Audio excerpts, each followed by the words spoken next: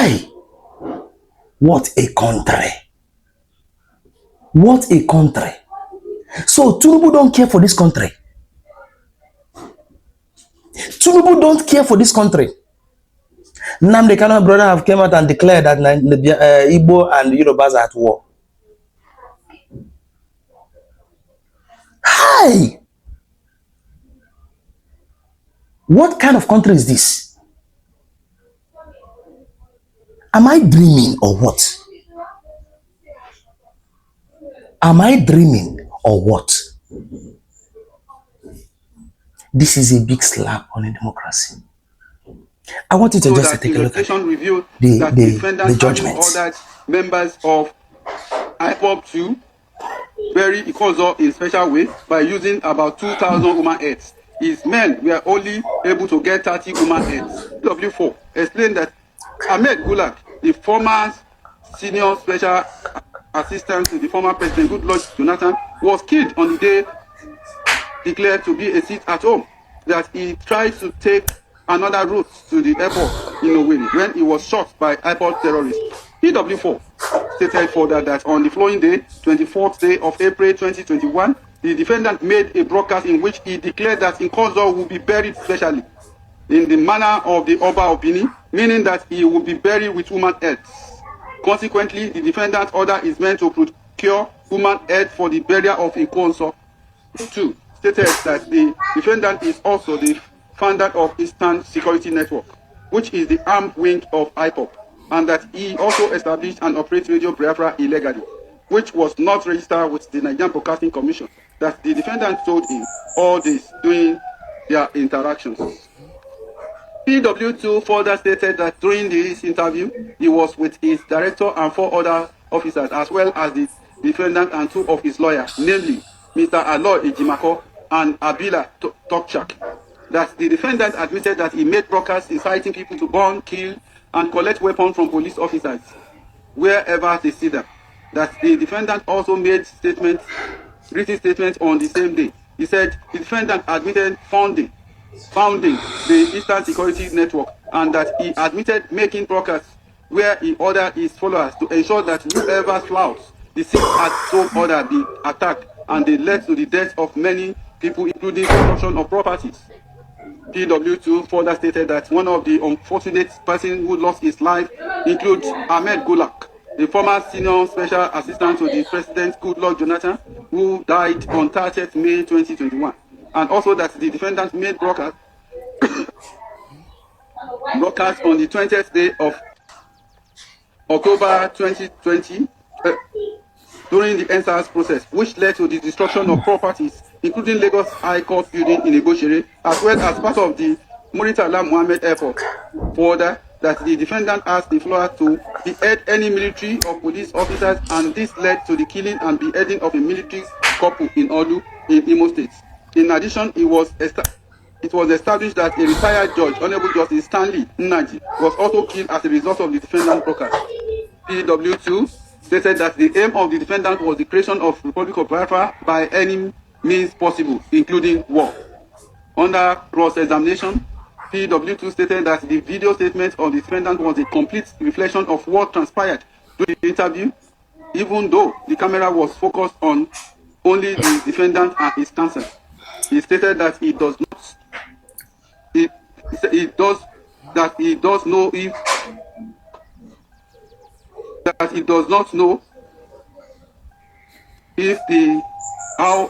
and how long the defendant was kept in solitary confinement prior to the statement being taken. He also said during the interview, the defendant did not tell him that he was frustrated or angry. PW2 said further that he is not aware of the content of the charge against the defendant to know if any person was instigated or incited by the defendant to commit any crime. He also stated that he did not know if at the time of the DSS received exhibit PWF, the charges are already been pending against the defendant. PW2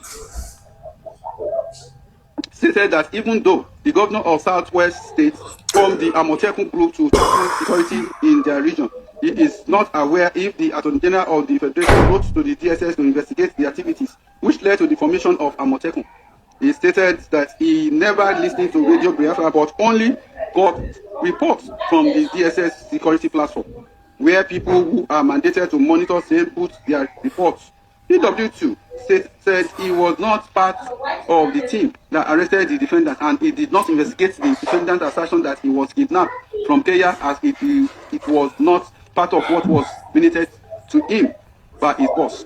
PW2 explained that extradition is a process of bringing a person from another country to a country to start his trial.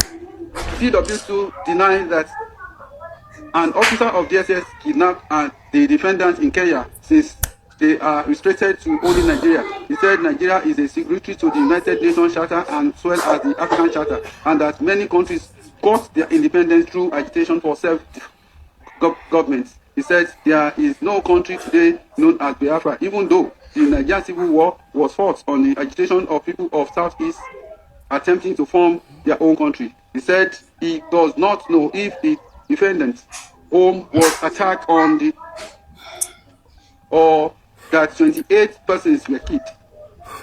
PW2 stated that he visited some of the places that were destroyed as a result of the broadcast of the defendant, such as police station in Ebonyi State. Also, that he is not aware of the status of Sarara reporters and whether it is registered. He said the defendant confirmed that he ordered seats at home in the southeast. According to him, the defendant is the leader and founder of Indigenous People of Biafra, a proscribed terrorist organization, and also served as the director and broadcaster of Radio Biafra, which was used to incite the public. He stated that his first contact with the defendant was on the 24th day of October 2015, when he was instructed to interview the defendant and to take a statement regarding the allegation about his activities in operating Radio Biafra, and also the founder of IPOP. He stated that on the first day, he invited the defendant to the DSS interview room at the national headquarters, where he and 3 other officers interviewed the defendant, and also video recorded of the interview, which defendant consented to. He said the defendant did not reduce his statement in writing until 23rd day of October 2021 due to complaint of his being tired and needing to rest on the 24th day of October. He said the written statements were then signed by the defendant when he finished writing. PW3 in his further testimony stated that during the interview of 24th day of October 2021, the defendant was confronted with video recording of interview with Sahara reporter. In that video, defendant was resolute that there must be a change, and the change will not come through peaceful means. PW4, Mr. DDD, also officers of the State Security Service and has been in service for 25 years. According to him, the defendant is the founder of IPOP, a terrorist organization calling for the secession of southern, southeastern, south, and states, and some parts of Benue and Kogi from the Federal Republic of Nigeria. PW4 stated that he got to know the defendant in October 2015 when he was arrested by officers of the DSS. He stated that allegations against the defendant include that he was agitating for the secession of Biafra and using Radio Biafra to incite members of IPOP against the Federal Republic of Nigeria. PW4 stated that further that on the 20th day of October 2015, through an intelligence, they discovered that the defendant smuggled a radio transmitter without declaring same to the Nigerian Customs Service, that it was hidden from view using household equipment and was contained in a container. PW4 stated that it was kept in the custody of one Benjamin Madubugu in Anambra. PW4 said he got to know all this when he was handed a video recording when the defendant was seen in the company of the said Benjamin Madubugu inspecting the radio transmitter and taking ownership and declaring it as a game changer, where Radio Biafra will be broadcast through. Following an instruction from his superior, PW4 obtained a search warrant, and on the 28th day of October 2025 proceeded to the village where Benjamin Madubugu was and retrieved the radio transmitter. PW4 stated that when they opened the container, they found only the transmitter in it and asked Benjamin what happened to the other items, and he said the defendants came to inspect the radio transmitter with one individual named Chimeze, who took the other items away, leaving only the transmitter in the container. He said Benjamin Madugu wrote a statement on the 3rd day of November 2015 at the DSS headquarters, and he confirmed the result of the search. Benjamin Madugu, when asked, did not produce any custom paper. Benjamin was initially arraigned along with the defendants until he jumped bail and the case was severed. He said, IPOD has made life difficult in Southeast due to the sit-at-home order of the defendant, as well as the violence unleashed by IPOD. Further, the Eastern Security Network, which is the armed wing of IPOD, bears arms, engages in guerrilla warfare, where they attack security agencies such as the police and the Nigerian army. They also ensure compliance with the sit-at-home order. PW4 stated that in a particular broadcast of 30th day of May 2021, the defendant issued threats that anyone who defies his order of sit-at-home by opening their shop should be killed and the shop burnt. PW4 explained that Ahmed Gulag, the former senior special assistant to the former president Goodluck Jonathan, was killed on the day declared to be a sit-at-home, that he tried to take another route to the airport in Owerri when he was shot by IPOD terrorists. PW4 said he was the first person at the scene and he found the lifeless body of Gulag on the road. He said that from the feedback he got from residents of Southeast, the sit-at-home order had depleted the economy and activities in Southeast, and the people were living in apprehension for their safety. PW4 also said that the new one Ikonzo, identified as one of the dreaded commanders of Eastern Security Network, which renamed is Kanikayo Andy. He described Ikonzo as a ruthless commander who took direct orders from the defendant. PW4 further stated that Ikonzo was killed on the 24th day of April 2021 after masterminding attack in Olu, Imo State, during which he mobilized Eastern Security Network members and other adherents of IPOD to attack the correctional centers and facilitate the escape of numerous inmates who were in lawful custody. He also attacked the police headquarters, and a lot of police stations or police officers were killed. However, he was involved in a shootout with security operatives after a manhunt was declared on him. The shootout led to his death. PW4 stated further that on the following day, 24th day of April 2021, the defendant made a broadcast in which he declared that Ikonzo would be buried specially in the manner of the Oba of Benin, meaning that he would be buried with human heads. Consequently, the defendant's order is meant to procure human heads for the burial of Ikonzo. The order was carried out by one of his junior commanders named Emery Uzoma Benjamin, known as Oye Ami. That when Oye Ami was arrested, he wrote in his statement that the defendant ordered him to get the head, but he was only able to secure 30 human heads. At the scene of where the transmitter was kept in the premises of the Department of State Service, PW4 continued its evidence when he stated that the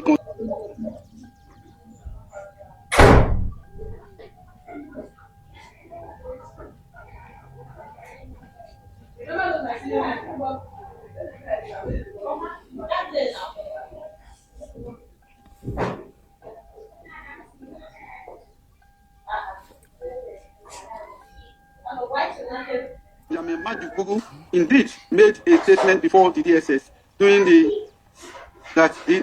the statement taking, he had his lawyer, Juan Vincent Obeta, present with him. PW4 also stated that upon retrieving the radio transmitter, they brought the defendant and Benjamin Madugu together and confronted the defendant with the evidence. He stated that the defendant accepted ownership of the container and that the radio transmitter. He also exonerated Benjamin Madugu by stating that the items were only kept in his house and that Benjamin Madugu does not own the items. PW4 also stated that the DSS wrote to the Nigerian Broadcasting Commission to confirm and come and inspect the transmitter, which they duly came and wrote a report of the findings. The conclusion from the report as read by PW4 is that the station known as Radio Biafra was not licensed by the Broadcasting Corporation of Nigeria. Neither does he have any permits to operate in Nigeria. That for an organization to bring in a radio transmitter, it must apply for permission from the regulator, who is in turn right to the security agencies such as DSS and the National Security Advisor for clearance before the regulator issue a license to import the transmitter into Nigeria. That in this case, no such license permission was obtained by the defendant before importing this transmitter. PW4 referred to a newspaper story where the defendant had ordered an attack on prison in Inoue, in Imo. The defendant had ordered members of IPOD to kill security operatives. Also, that investigation revealed that the defendant having ordered members of IPOD to bury Ikozo in special way by using about 2,000 human heads. His men were only able to get 30 human heads. Efforts were made to arrest these IPOD members in Olu, in a village bordering Anambra Valley. They met some members of IPOD with human heads hanging from a wire mast, and they also saw some of them eating human flesh, which they claimed was for spiritual fortification. They also saw as well where they dumped victims and beheaded bodies into. PW4 stated that he was part of the operation which comprised the DSS and the Nigerian Army. He also stated that the defendant has never denied making those state broadcasts and was even proud of making them. PW4 also stated that record shows that shows that between 170 and 200 security agents of the federal government were killed by IPOB and Eastern Security Network all over Nigeria. He knows some of these murdered agents, which include his driver, one Shinemere Ereke, and their tactical leader who were killed in Umuma local government area of Imo State.